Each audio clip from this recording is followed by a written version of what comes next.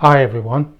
Today we're going to talk about the new Psion class in Shatterheart, which is going to be the last of the playtesting classes before it gets incorporated in the first edition set of classes, in which case this will be the 12th class.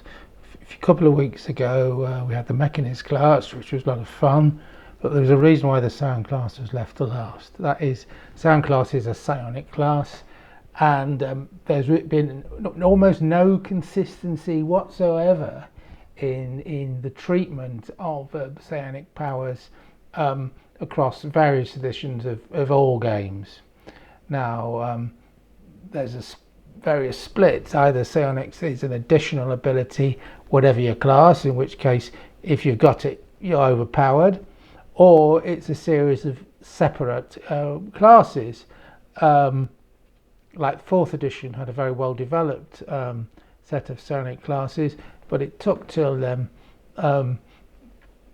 Player's Handbook 3 and a Splat book to flesh that out. In that case, the monk was a psionic class, for example, as was the scion, and as was a couple of other slightly more obscure classes. And that's a good foundation. The 5th edition and the new edition, I think they wanted to put a psionic system in, but they never got round to it. Baldur's Gate has 3 has a very well developed psionic system, but it's very much based on illithid powers. It's very much campaign specific, and some of the powers really only work with a computer game.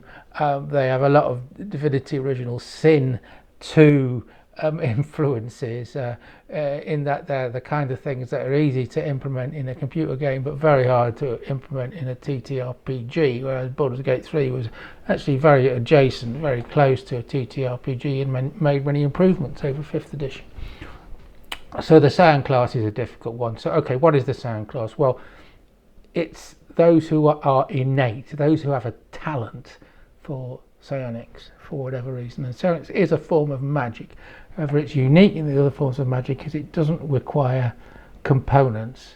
Rather, it requires your mind only, and that means that darkness, silent spells, etc., they're going to have no influence on a Psion class. Also, they don't require components, as I said, so they can do it in any circumstances.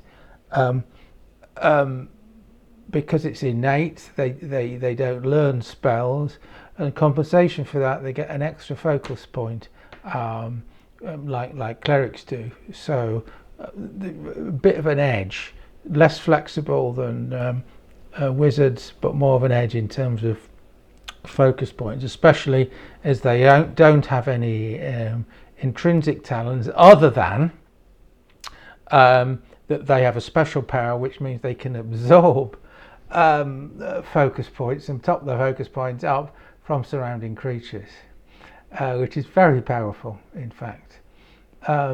There's a set of unique spells they have. I'll come on to those in a moment. And in addition, it's not just about spellcasting, not just about combat. They have certain innate abilities which you can purchase as you level up, like any class can purchase innate, but that gives them an edge on certain skills that they can use their mind to facilitate the skills, like perception and scouting, like persuasion, like intimidation, which means that scions are even more so than outlaws, very powerful in social situations and outside combat. If you want a good spy, you go for a scion. That also means that scions, those with the talent, are greatly sought out by those in power and greatly feared, because you have no secrets to a scion.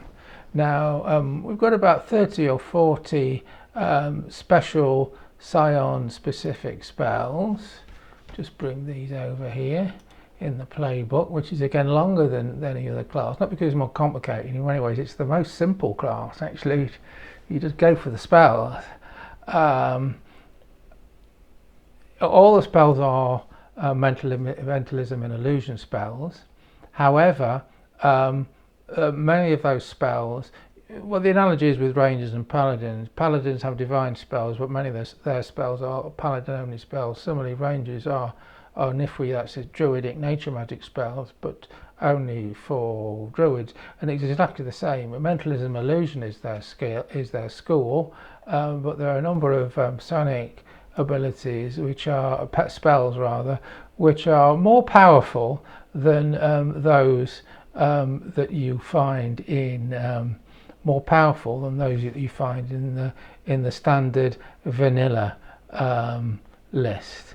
And their focus is Esper, ESPER, and they, as I said, they get one more point.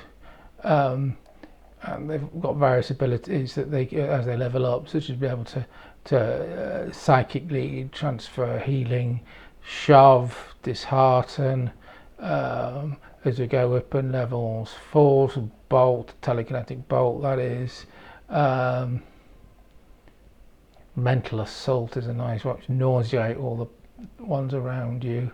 Telekinetic anchor, enemy cannot move, so it's a sitting duck, a sitting target. Force hammer. As we go up, I won't go through them all. One of my favourite is explode brain, like the film Scanners from the 1970s. You blow up your opponent's brain.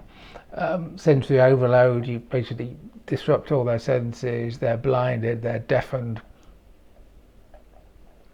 Some really powerful explode brain. There we go. Oh, I've just got to adjust what is involved and what isn't. Sometimes not easy to see in design on my monitor. Okay, well that's about it.